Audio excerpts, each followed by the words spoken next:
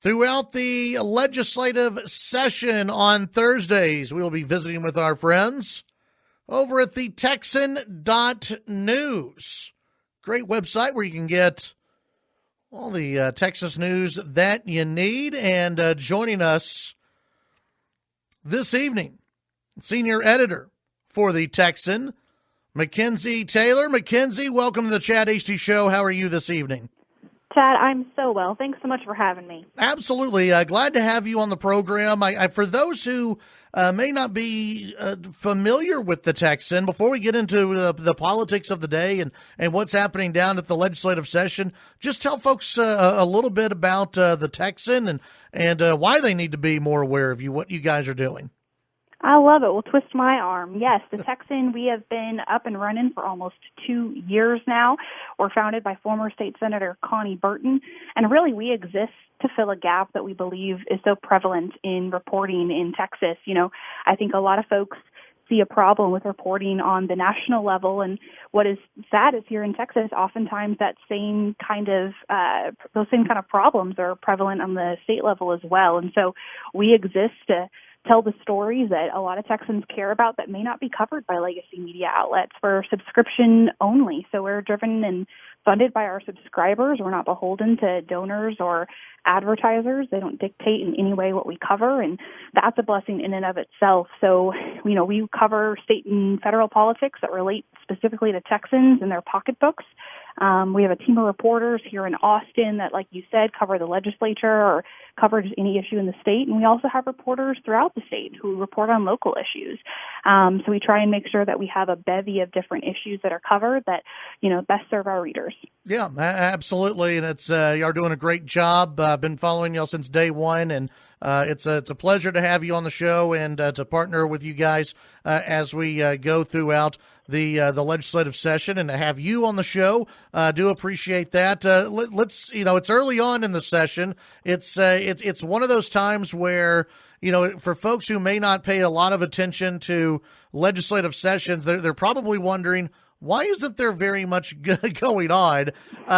This is, in a way, it's normal, but in a way, it's not normal because of the pandemic and you know what all is happening. So tell us what's going on right now down in Austin. Absolutely. So, like you said, there's really not that much going on today. I joked on our podcast with our reporters. I said, "Man, the legislature met for 2 seconds this week," and one goes, "Oh no, McKenzie, it was 10 minutes." So there's really not much going on down here. Part of that is the 60-day, you know, up until the 60th day of the legislative session, you know, a lot of bills cannot be heard or brought before committees or the House. And so there is that, you know, rule in place that bars legislators from taking up real issues prior to that time. But with COVID, if you know, 2 years ago, if you'd walked the halls of the Capitol, you would see advocates for different issues, activists, citizens, different special interest groups, lobbyists really just roaming the halls. It would be shoulder to shoulder, relatively packed. And we're not seeing that this year, right? I think a lot of folks are staying home. And so the Capitol, though open to the public, remains largely empty. So even the feeling walking into the building is so different right now. The legislature, both chambers, the House and the Senate, just gavelled out until February 9th. So even from that perspective, they won't be meeting every day like they would, you know, regularly. And if it was a regular session and there wasn't, you know, COVID to deal with, there would be resolutions on the floor. There would be folks being recognized from the gallery that have traveled to their state capital in Austin to spend time with their legislators. And, you know, really none of that is happening right now. So it's a ghost town now. That doesn't mean a lot isn't happening behind the scenes, right? I mean, chairmanships have been secured in the Senate. Those have been released. But in the House with a brand new speaker, we have an entirely, new slate of chairmen that potentially will be announced soon. Some may keep their old spots, some may not. So we're waiting on some of those big items to come down, those big announcements to be announced, so we know what is going to be going on. But right now, it's, like I said, it's largely a ghost town in the Capitol. Yeah, which is just odd. It's just odd, but with COVID, it's kind of what you expect right now.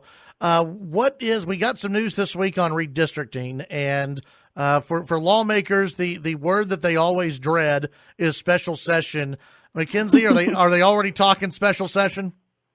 They've been talking special session for months, Chad. This is something that, I think folks are largely betting on here. I mean, even with census results and, different items that kind of have to be figured out first before maps can be drawn, all those pieces are still being figured out, and a special session may be all but guaranteed at this point, depending on a few items. But yes, a special session, those dirty words have been uttered in, around, and at the Capitol for months now. So it'll be, we'll see what that looks like, if that's something that is will just pertain to redistricting, if there's other items that need to be addressed. But that is definitely a buzzword in and around Austin right now. Yeah. So what are some of the big news stories right now over at the Texan.news? Absolutely. Well, I think one of the big things that we've been covering that Texans, really care about is the Biden administration and different things they're doing, and how those either executive orders or just moves made by the administration will affect Texans. We've seen different things already happen in terms of executive orders issued by the Biden administration. This week, Attorney General Ken Paxton, asked for a temporary restraining order so that he could block a deportation freeze that the administration was going to move forward with. And again, I joked, I said, will this be the only time we see the state of Texas and Paxton going after something the Biden administration does? And one of my reporters, Daniel, said, yes, except for all the others. I mean, this is just the start of everything we're going to be seeing over the next, 4 years, is the state of Texas going to bat with a lot of these different issues. So we're covering a lot of that. There's, the governor today issued an executive order specifically targeting federal overreach in relation to the oil and gas industry, which, is, that's no stranger to your readers. It's an incredibly big industry, and a lot of folks in Texas are employed in that industry. And so with the Biden administration, pausing drilling on federal lands, there's all sorts of opportunities for that to impact the livelihoods of Texans. So we make sure to cover those things. A lot of legacy media outlets aren't, and we find that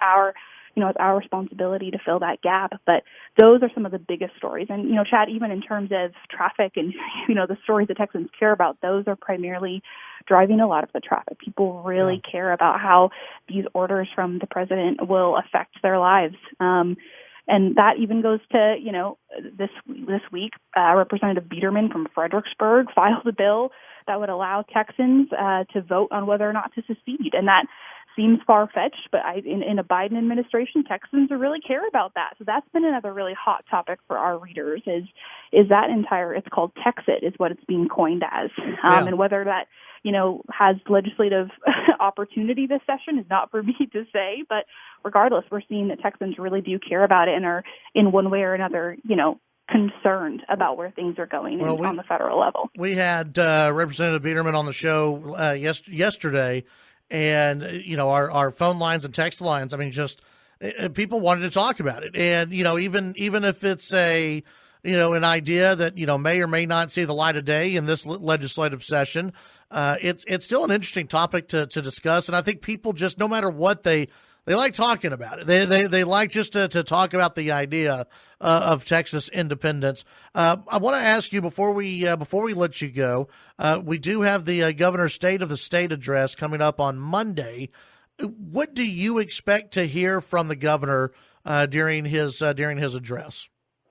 That's a great question. Each session, this is just something that, people wait with bated breath for, to see what will be outlined. The state party comes out with their list of priority items. The governor, the state's political leader for the Republican Party, comes out with his list of priorities. People all, have all sorts of things that they task as important. And this will be, a very big deal in terms of what happens legislatively. I think we're going to hear a lot about fiscal issues, particularly in relation to the pandemic and what that has wrought on the state economy, what kind of restrictions that will look like. I think we'll hear a lot about localities. The governor's already come out a lot in relation to the city of Austin, which oftentimes happens to be, the locality that he goes after most often. I think there will be some local control issues that are brought forward, even in terms of, police funding and those kinds of issues, law enforcement, public safety. I think, I don't know. It's going to be interesting to see what he comes forward with, and how much of it is almost administrative in nature after the pandemic, and how much of it is more related to platform issues. It'll be interesting to see which direction he goes. Yeah, and I honestly, I kind of like, just as somebody who, wants more people to be involved and know what's happening down in Austin. I'm glad they're doing this at I think it's 7 p.m. 7 p.m. That you've got TV stations across the state that are going to be carrying this. I mean, there's a real opportunity, for people to, turn on their television and go, okay, let's listen to what the governor has to say. I mean, it's not always much must-watch TV, except for the political nerds like me and those who want to know what's going on. But the governor, I think, has a real opportunity here to reach a different audience.